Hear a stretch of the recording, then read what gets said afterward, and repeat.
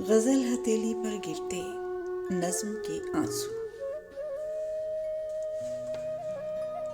वो नाजुक सी लड़की जो दुनिया में आकर बहुत रोई थी। वो नाजुक सी लड़की जो दुनिया में आकर बहुत रोई थी, मुझे अपनी एक दिन कहानी सुनाकर बहुत रोई थी। जो तस्वीर के चौखटे में खड़ी अब भी मुस्कुरा रही है। सुना है वो लड़की कहीं दूर जाकर बहुत रोई थी। खुदा जाने वो कैसे हसास जज्बों की दीवानगी थी, जरा सी किसी बात पर मुस्कुराकर बहुत रोई थी।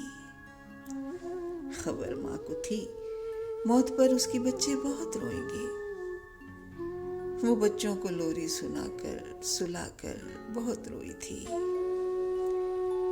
उसे मैंने यादों की अलमारियों में छुपा कर रखा है।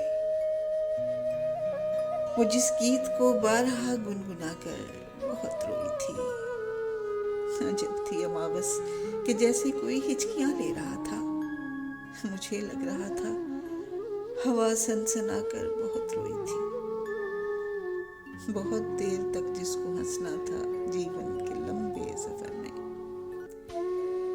बहुत मुख्तसर जिंदगी को बिताकर बहुत रोई थी।